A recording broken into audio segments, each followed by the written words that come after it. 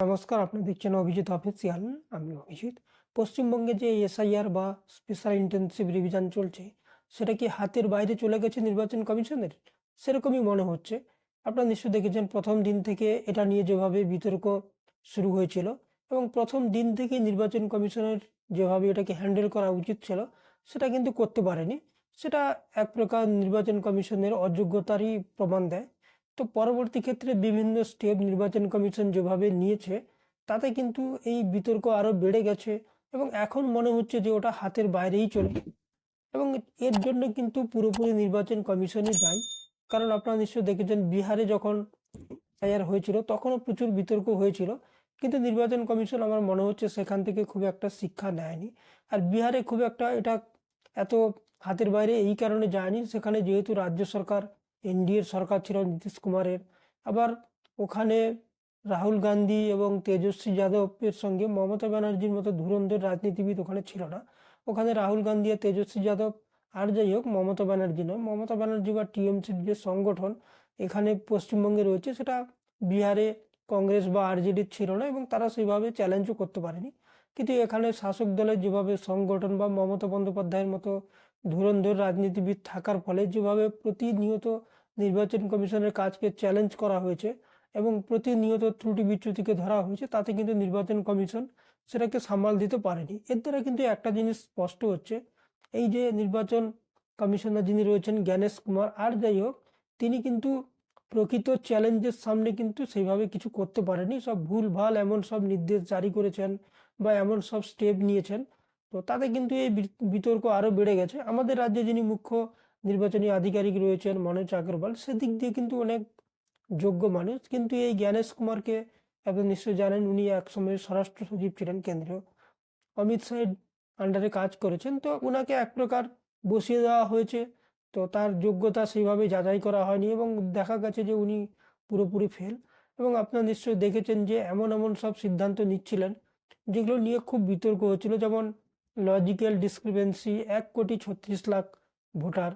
তো সেটা কাদের সেই লিস্টে নাম রয়েছে, কোনো লিস্ট দেননি, কিন্তু নোটিশ চলে যাচ্ছিল, শোনা যাচ্ছিল অনেকের বয়সের ডিফারেন্স 15 বছর, মানে বাবা বা মায়ের সঙ্গে সন্তানের বয়স 15 বছর। আগেকার দিনে অনেক কম বয়সে বিয়ে হতো, তো সেটা হতেই পারে। তো এই জিনিসটা নির্বাচন কমিশনের আইডিয়া নেই। আবার দাদু নাতির মধ্যে বয়সের ডিফারেন্স 40 বছর বা 41 বছর, সেটাকে লজিক্যাল ডিসক্রিপেন্সির মধ্যে ফেলে দেওয়া হচ্ছে। তো অনেক মানুষই কম বয়সে বিয়ে করতে 40-41 বছরে তার দাদু নাতি, মানে তার নাতি বা নাতনি হয়ে গেছে। তো সেটাকে লজিক্যাল ডিসক্রিপেন্সির মধ্যে ফেলার কোনো যুক্তি নেই। আবার মাধ্যমিকের অ্যাডমিট কার্ডে এখানে যেহেতু ডেট অফ বার্থ থাকে, সার্টিফিকেটে থাকে না। পশ্চিমবঙ্গে আপনি নিশ্চয়ই দেখেছেন মাধ্যমিকের সার্টিফিকেটে কোথাও ডেট অফ বার্থ থাকে না, কিন্তু অ্যাডমিট কার্ডে থাকে। সেটাই কিন্তু সব জায়গায় গ্রহণযোগ্য হয়, কিন্তু পশ্চিমবঙ্গে বলে দেওয়া হলো ওটা গ্রহণ করা হবে না। তো এই ধরনের তুগলিকি কাজ করার ফলে নির্বাচন কমিশন কিন্তু বিতর্কের মধ্যে চলে এসেছিল এবং সেটাকে হ্যান্ডেল করতে পারেনি। তো তার ফলস্বরূপ আপনারা নিশ্চয়ই দেখেছেন যে সুপ্রিম কোর্ট নির্দেশ দিয়েছে যে এই লজিক্যাল ডিসক্রিপেন্সি কারা রয়েছে তাদের নাম টাঙাতে হবে ব্লক পঞ্চায়েত স্তরে, বিডিও অফিস স্তরে, এবং তার লিস্ট দেওয়ার 3 দিনের মধ্যে তাদেরকে শুনানির জন্য নোটিশ পাঠাতে হবে, তার 10 দিনের মধ্যে তাদের হিয়ারিং করতে হবে। তো প্লাস এর মধ্যে এমনও শোনা যাচ্ছে যে নেম মিসম্যাচ, মানে হয়তো 2002 সালে ভোটার লিস্টে যার নাম যেটা ছিল বা তার বাবার নাম যা ছিল, এখন হয়তো তারা একটু আলাদা হয়ে গেছে। আগে হয়তো কুমার ছিল না, এখন হয়ে গেছে। সেটা অনেক ক্ষেত্রে দেখা গেছে যে এই যে ফিজিক্যাল ফর্ম থেকে ডিজিটাল ফর্মে যে কনভার্ট করা হয়েছে 2002-এর ভোটার লিস্ট, তাতেও অনেকটাই পরিবর্তন বা এই ভুল হয়ে গেছে, সেটা ইলেকশন কমিশন নিজে স্বীকারও করছে। অথচ তাদেরকে কিন্তু নোটিশ দিয়ে ডাকা হচ্ছে। সেগুলো বিএলও স্তরে সলভ করে দেওয়া উচিত ছিল।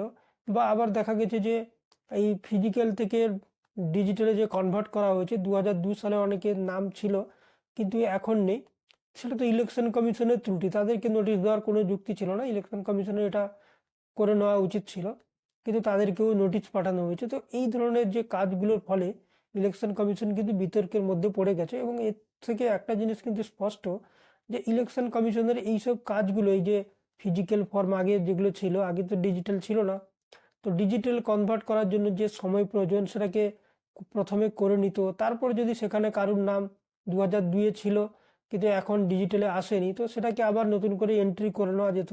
বা কারুর যদি নামের কোনো ত্রুটি রয়েছে, কারুর হয়তো কুমার নেই, কারুর হয়তো দত্তকে দাত্তা হয়ে গেছে।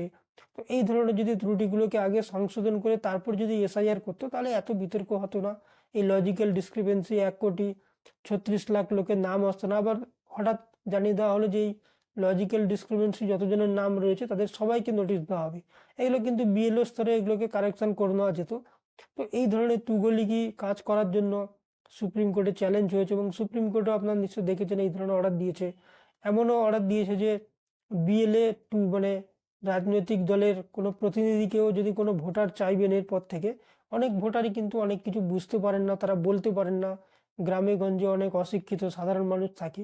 তো সেক্ষেত্রে সুপ্রিম কোর্ট একটা ভালো রায় দিয়েছেন যে উনি চাইলে সঙ্গে একজন অ্যাসিস্ট্যান্ট নিয়ে যেতে পারবেন এবং সেই অ্যাসিস্ট্যান্ট কোনো বিএলএ টু মানে কোনো রাজনৈতিক দলের কর্মীও হতে পারে। তো এই দিক দিয়ে কিন্তু বেটার হবে, যারা অনেকে জানেন না, অনেক কিছু পারেন না, তারা যদি কোনো রাজনৈতিক কর্মীকে নিয়ে যান তো সেক্ষেত্রে ওনার ভোটার লিস্টে নাম তুলতে অসুবিধা হবে না। তো ইলেকশন কমিশনের একটা জিনিস কিন্তু স্পষ্ট বোঝা যাচ্ছে যে এই যে জ্ঞানেশ কুমার বা তার নেতৃত্বাধীন যে কমিশন, তাদের কিন্তু অযোগ্যতার কোনো সীমা নেই। তাদের এইসব ভুলভাল কাজের জন্য আজকে এসআইআর হোক, এটা সবাই চায়, আমরাও চাই এসআইআর হোক বা স্বচ্ছ এসআইআর হওয়া প্রয়োজন, বা ভোটার লিস্টে কোনো অবৈধ কারো যেন নাম না থাকে সেটা নিশ্চয়ই দেখা উচিত। কিন্তু কোনো বৈধ ভোটারের নাম যাতে বাদ না যায়, তাদের যেন কোনো হ্যারেস না হয়, সেটাও দেখা উচিত। তো তার জন্য এত তাড়াহুড়ো না করে ইলেকশন শেষ বা এই যে 2026-এ ইলেকশনের পরে করা যেতে পারতো, হয়তো একটা সময় নিয়ে সব কিছু কারেকশন করে। অথবা যদি করতো যখন বিহারে করছিল তবে থেকে যদি শুরু করতো তাহলে ইলেকশন কমিশনের হাতে অনেক সময় থাকতো, তারা ধীরে ধীরে সব কিছু সুন্দরভাবে সাজিয়ে গুছিয়ে তারপর যদি করতো, এত কিন্তু বিতর্ক হতো না। এবং এইসব ঝামেলা বা এই সুপ্রিম কোর্টে বারবার যে ঝামেলার মধ্যে পড়ছে ইলেকশন কমিশন, জবাব দিতে পারছে না। এখানে দেখা গেছে নেম মিসম্যাচের জন্য লোককে নোটিশ পাঠানো হচ্ছে, আর ইলেকশন কমিশনের আইনজীবী সুপ্রিম কোর্টে জানাচ্ছে যে এরকম কিছু হচ্ছে না, মানে কোনো তালমেলও নেই। তো একটা জিনিস কিন্তু স্পষ্ট হচ্ছে যে এসআইআর কিন্তু হাতের বাইরে চলে গেছে। এবং একটা এরপরে এই যে বিজেপির নেতারা বা যারা লাফাচ্ছিল তারাও কিন্তু বুঝতে পারছে যে এসআইআর কিন্তু এক প্রকার একতরফা শাসক দলের পক্ষে কিন্তু চলে গেছে। এবং আগামী দিনে যেটা হবে আমার তো মনে হচ্ছে খুব একটা মানে ইলেকশন কমিশনের কন্ট্রোলে আর থাকবে না। হয় এসআইআর পুরোপুরি ঠিক মতো করতে পারবে না, মানে ক্লিয়ার করতেই পারবে না, তার আগে ভোটের নোটিফিকেশন জারি করে দিতে হতে পারে, মানে ভোটার লিস্ট পাবলিশ করে। অথবা যদি একদম ক্লিয়ার কাট সব কিছু করতে হয় তাহলে কিন্তু পশ্চিমবঙ্গে যথাসময়ে হয়তো ইলেকশনও হবে না, রাষ্ট্রপতি শাসন জারি করে তারপরে হয়তো ইলেকশন হতে পারে। কারণ ভোটার লিস্ট যেটা বলা আছে যে 14ই ফেব্রুয়ারি, প্রথমে বলা হয়েছিল 7 ফেব্রুয়ারি ফাইনাল ভোটার লিস্ট পাবলিশ হবে, সেখান থেকে 7 দিন বাড়ানো হয়েছে, মানে 14ই ফেব্রুয়ারি ফাইনাল ভোটার লিস্ট পাবলিশ হবে। তো এই 14 তারিখের মধ্যে ইলেকশন কমিশন এত কিছু সব কিছু করে ফেলবে এটা তো আমার মনে হচ্ছে না। আর যদি করে ফেলে তার মধ্যে কিন্তু ত্রুটি প্রচুর থেকে যাওয়ার সম্ভাবনা, কারণ কাজগুলো কিন্তু মানুষ করবে। আর এত তাড়াহুড়ো মানুষ করে যদি মানুষকে প্রেসার দেওয়া হয় তো সেক্ষেত্রে কিন্তু ভুল হয়ে যাওয়ার সম্ভাবনা প্রবল থাকবে। তো সেই দিক দিয়ে আমার মনে হয় যে 14 তারিখে যদি ফাইনাল ভোটার লিস্ট সত্যিকারে প্রকাশ পায় তাহলে কিন্তু এই এসআইআর কিন্তু স্বচ্ছ হবে বলে আমার মনে হচ্ছে না। যেটা ইলেকশন কমিশন চাইছে বা অন্যান্য দল চাইছে সেইভাবে কিন্তু হবে না, ওতে ভুল ত্রুটি সব থেকে যাওয়ার সম্ভাবনা প্রবল থাকবে। আর যদি একদম স্বচ্ছ সুন্দরভাবে করতে হয় তাহলে কিন্তু রাষ্ট্রপতি শাসন জারি করা ছাড়া কোনো উপায় থাকবে না। সেক্ষেত্রে 14 ফেব্রুয়ারিতে কোনোভাবেই ভোটার লিস্ট মানে ফাইনাল ভোটার লিস্ট পাবলিশ হবে না। এবং সেক্ষেত্রে যদি না হয় আরও যদি 1-2 মাস 3 মাস সময় লেগে যায় তাহলে কিন্তু যথাসময়ে ভোট হবে না। তো সেক্ষেত্রে রাষ্ট্রপতি শাসন জারি হতে পারে। তো আমার মনে হচ্ছে না যে রাষ্ট্রপতি শাসন জারি করে ইলেকশন কমিশন ভোট করতে চাইবে। তো 14 ফেব্রুয়ারি থেকে হয়তো আরও 7 দিন বাড়িয়ে দিতে পারে বা আরও হয়তো 10 দিন বাড়িয়ে দিতে পারে। এমন নয় যে 14 ফেব্রুয়ারির মধ্যেই না করলে আর সময় নেই, আরও 10-20 দিন মানে ফেব্রুয়ারি মাসের মধ্যেই হয়তো ফাইনাল ভোটার লিস্ট পাবলিশ করে দেবে। তো সেক্ষেত্রে কিন্তু ভুল ত্রুটি থেকে যাওয়ার সম্ভাবনা কিন্তু প্রবল থাকবে এবং সেটা নিয়ে আরও বিতর্ক বাড়বে। তো একটা জিনিস কিন্তু স্পষ্ট হচ্ছে যে এই ইলেকশন কমিশনের অযোগ্যতার জন্য আগামী দিনে কিন্তু ইলেকশন কমিশনের মানে বিতর্কের কেন্দ্রবিন্দু থাকবে এবং তাদের সমালোচনা কিন্তু যত দিন যাবে তত কিন্তু বাড়তে থাকবে এবং ভুল ত্রুটি মানুষের সামনে আসবে, মানুষও ক্ষেপে যাবে, মানুষও বিরক্ত হবে। তো আলটিমেটলি কিন্তু ইলেকশন কমিশনের গ্রহণযোগ্যতা অনেকখানি কমে যাবে। তো দেখা যাক আগামী দিনে কি হয়, তার জন্য আমাদের আরও কিছুদিন অপেক্ষা করতে হবে। আজকে এই পর্যন্ত। আপনারা ভালো থাকবেন, সুস্থ থাকবেন। ধন্যবাদ।